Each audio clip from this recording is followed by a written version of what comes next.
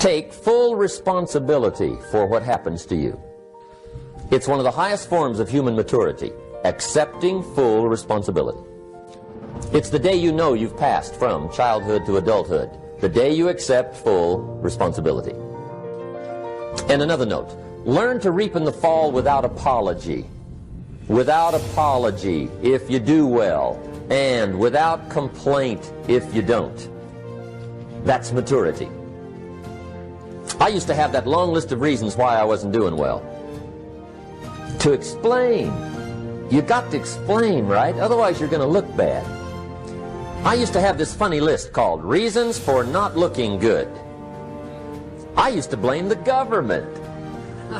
I mean, you can believe that or not. It was at the top of my list. I had a lecture second to none. The government. That was on my list. I used to blame taxes. Look what you got left after they take everything. And they expect you to do well. That was on my list there. Prices, that one's easy, right? You walk into the supermarket with $20, come out with a little half bag. So I had that on my list. I used to blame the weather. I blamed the traffic. I used to blame my car. I blamed the manufacturers. I used to blame the company. I blamed company policy. I used to blame the training program. I blame my negative relatives. They were always putting me down. I blame my cynical neighbors. They're just selfish, looking out for themselves. Won't loan you money? They were on my list. I used to blame the economy. I blamed the community. That's a pretty good list for not doing well, isn't it? I thought it was good. I'll never forget one day, Mr. Schoaf was very kind, but he was also very blunt. And this was no exception. And I'm glad he was blunt. There's a lot of things I'd have missed if he hadn't have been blunt. One day, with sort of a curious look on his face, he said, "Jim, just out of curiosity, tell me, how come you haven't done well up until now?" Excellent question. I thought, well, so I won't look too bad, I'll go through my list. And this list I just gave you, I put that on him. And he was very patient. He let me go through the whole thing, the government, the weather. I went through this whole thing. When I finished, he looked my list over very carefully. He said, "Mr. Rohn, big problem with your list. You ain't on it." How brilliant. When I went to work for him a few months later, I learned very quickly to tear up my list, reasons for not doing well, and I threw it away. And I got me a fresh piece of paper. And I put one word on it. Me. There's a Black Heritage spiritual that says, "It's not my mother nor my father, nor my brother nor my sister, but it's me, oh Lord, standing in the need of prayer." See, I used to blame everything outside. And then let me give you a little philosophy that helped turn my life around. For your notes, here it is. It's not what happens that determines the quality or the quantity of your life. It's not what happens.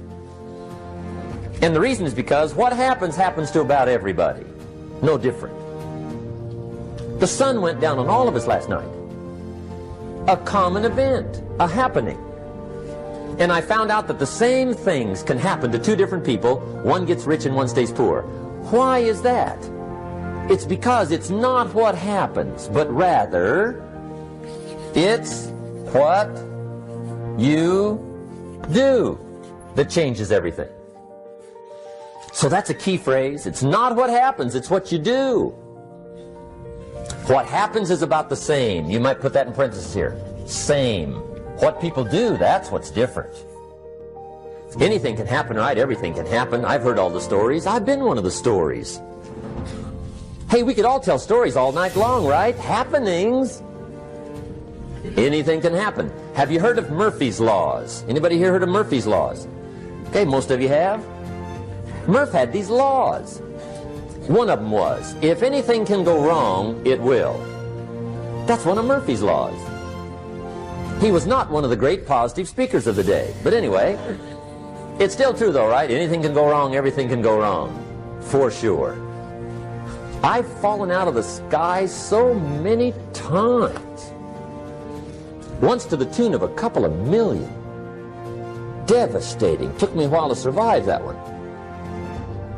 Now, it wasn't all that much, but it was all I had. Right? I mean, that's when it's much, right? When it's all you got. If you got 3, 2 go, you got 1 left, you ain't looking that bad. But when it all goes, has anybody been there when it all went? Anybody? Come on, the rest of you liars. Go ahead. Hey, we've all been there, right? When it all went. Of course, it used to be a long time ago, right? When you ran out of money, got to 0, you were all through. Heck, now you can whistle right on by 0, right? I mean, they will bury you. That's what they will do. But see, those are the happenings, right? Everything can happen. Anything can happen. But it's not the happenings. It's what you do about it. Somebody says, yeah, but you don't understand the disappointments I've had. Come on. Everybody's had their share. Disappointments are not special gifts reserved for the poor. Everybody has them. The difference is what you do about them. It's not the weather. I used to blame the weather, and I discovered it rains on the rich. So see, that won't help. 2 men wake up one morning, there's a rainstorm on. One of them looks out his window, sees the rainstorm, and he says, wow, what a storm. With weather like this, they can't expect you to go out and make sales. He stays home. Same morning, the other guy looks out his window, sees the same storm, says, wow, what a storm. But he says, you know what, with weather like this, what a great day to go out and make sales. Most everybody will probably be home, especially the salesman. See, that's the difference in how your life works out. It's not what happens, it's what you do. So here's one of the key questions of the evening. Starting tomorrow, what are you going to do that'll make a change in your life's direction? Good question. What are you going to do starting tomorrow that'll make a difference? Now see, if you don't do something starting tomorrow that'll make a difference, guess what?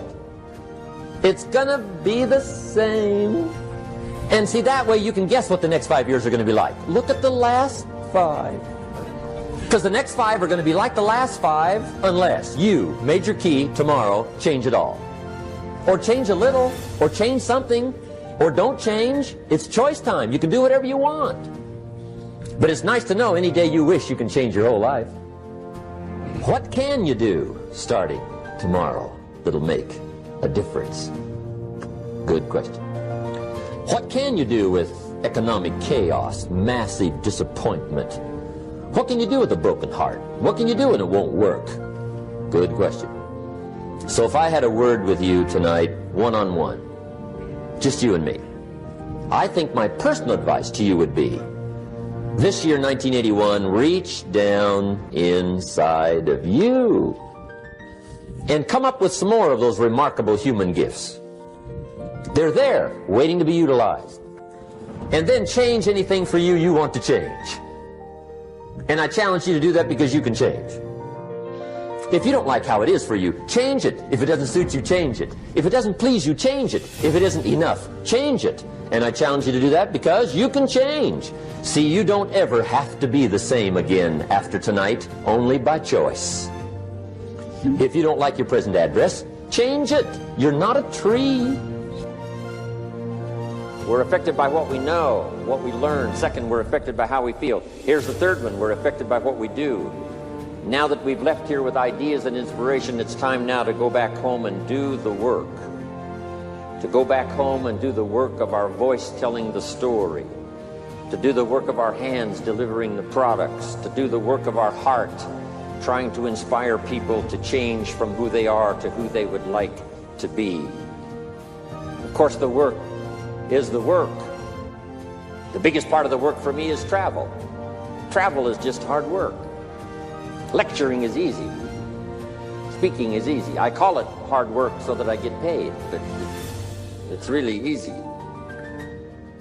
But as I went through customs right one more time, went through immigration one more time, packed and unpacked my suitcase one more time, and especially being single, it's a bit tough without somebody with you. I've been single now, what, about 12 years. Not easy. I find myself in little remote places where, you know, there's nobody to iron my shirt, so I got to iron it myself. But every single man knows if you're going to wear your coat all day, you only have to iron the front, right? So that's easy. But after I've gone through customs one more time, finally got to Paris, and then I came in to the Chairman's Club meeting, and then President's team, and then met in the other sessions we've had. Finally arrived here yesterday, and again today. As I think back on what it cost me in terms of the work of travel to get here, guess what I said? Small price to pay. Small price to pay. When the new mother has a baby, it seems like the largest price in the world, the labor of the new child. But as the child grows and smiles and learns, becomes somebody, becomes a unique person, she looks back on that experience and now she says, small price to pay. And the price for you to get here, I understand that. Part of the big price to be here was most all of you probably had to leave some of your family behind. I'd like to have you give me a promise that when you get back home, you will tell your children, thank you from Jim Rohn for them staying home and making it possible for you to be here today, okay? And I will do the same.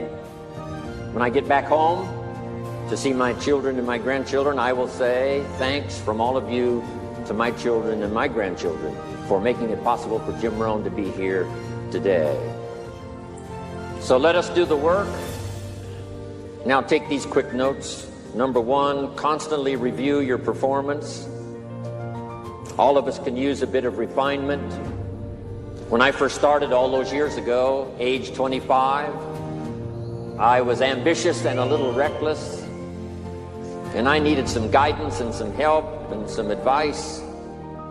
Put this in your notes now. We could all use a little coaching, whether it's our style or whether it's our content or whether it's our performance or whether it's our social life, personal life. Mama helped me so much in those early days. Mama always said, eat before you go to the banquet and the dinner so you won't appear hungry when you get there. That was good advice. Then she said you can do the real, which is to social.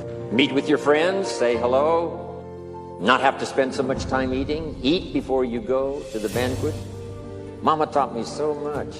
Mama taught me the white socks don't go with the black tuxedo. That was helpful. I thought it looked good.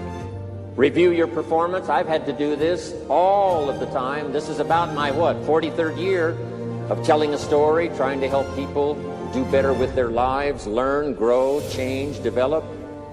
I don't want the day to come when someone says, you should have heard Jim Rohn 10 years ago when he was really terrific. I want someone to say, I heard him 10 years ago, but you should hear him now. He's gotten much better. What's been exciting for me the last 23 years is to watch all the people I've been associated with make those changes. Some of the changes were awkward and difficult, and some of the changes were rather severe. But sure enough, we've developed the Chairman's Club now and the President's team and the Tabulator team and all of you. Your refinement made it possible for you to be here. How you think and what you do and how you act and the person that you are. Here's the rest of my list. Don't hesitate to face your fears. See if you can't overcome them. Next, exercise your willpower to change direction. Key phrase that helped me, direction determines destination.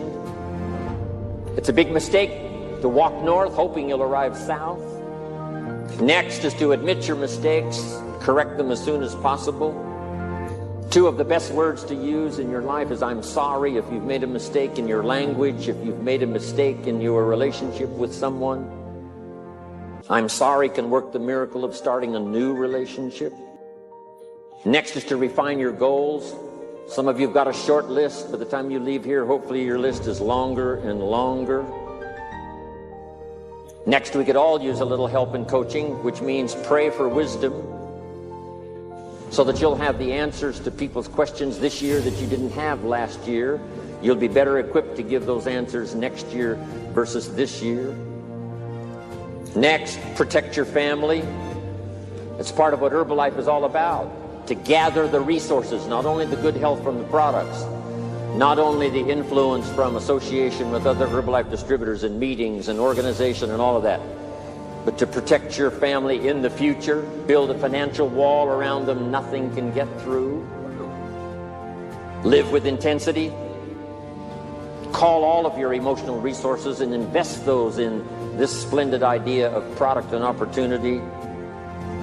Next is try to find your place, a place that could continually change as you grow and develop. When I first started, I wouldn't have been invited to be on this stage with this many people to listen, take notes. I was not ready. It took me all of these years to get ready for this moment, for this place, for this time. I have found a unique place in Herbalife. I've been around now for a long time. Coming September, the year will be for me number 73. But what an incredible place I have found here, Herbalife. I would ask you to welcome the disciplines. It's the disciplines that make the creative power of what you think and what you want and what you dream and what you plan. Now the disciplines is what makes those into realities. Don't leave them just hopes and dreams and wishes. Part of the purpose for this extravaganza is to show you how to turn your own reaction, your own excitement, your own enthusiasm into productivity. Activity and productivity. Count the cost. I had to redo some of my goals. Some of the things I went for in the beginning cost me too much. If I would have known what it was going to cost, I never would have paid. Next, fight for what's right. Keep looking for the possibilities. Ignore the gossip and the rumors coming from so many countries, so many walks of life. There's bound to be rumors and gossip. Ignore the silly. Ignore the pessimistic. Ignore the shallow and the cheap. Don't let it be an influence. Here's one that's important. Resist the temptation to cross the line. Next, refuse to be a victim of circumstances. Refuse to be a victim of liars and evil. But here's the most sensitive. Refuse to be a victim of yourself. Beware of the thief on the street that's after your purse, but also beware of the thief in your mind that's after your promise. What is that little voice that says you're too short, you're too tall, you're too old, you've never done it before, what makes you think you can do it now? You must resist that with all vigor. Next is to prepare for the challenge. We're going to face them. They're going to come. We've had them in Herbalife. The company was saved in 1983 and 1984 by the wisdom and the resources of Mark Hughes, who'd paid his taxes and had the money to put back in when the company faced its challenges. Now Herbalife is here, thanks to Mark Hughes, who made the March on Washington and made sure that the idea that he had was preserved. And I'm sure Michael Johnson, as well as Mark Hughes, who started it all, have made the pledge to preserve, protect, and defend Herbalife and its ideals and its philosophy and its products and its possibilities for the future. Here's one more. Attend all the meetings. You never know which one is going to change your life forever. You can't pick the one that's going to be life-changing. You just have to go to every one you possibly can, qualify for everything. One meeting may seem rather ordinary. One presentation may seem rather standard. And then you attend another meeting and it's life-changing and you're never the same again. Remember that. Even the small little meetings at home. Don't be saying, I've heard all of that, I don't need to go. Go one more time, listen to one more story. Somebody's heartfelt, inspirational story could be the means of changing your life. You'll never be the same again. Next, inspire your inner circle, your friends, your associates, your family, those people that are on that inner circle that give you the inspiration to become successful and wealthy, powerful, sophisticated, unique, influential. Sit on your ego. Don't let it destroy you for the future. Learn to laugh at yourself. Here's one that saved my life. Kick the worry habit. Stay on track. All distractions are equal. Sleep with satisfaction. Pray for the poor, the lost children, the disadvantaged, the victims. Read more poetry. taste more wine, visit the lonely, kiss the babies and play with the children, embrace your friends,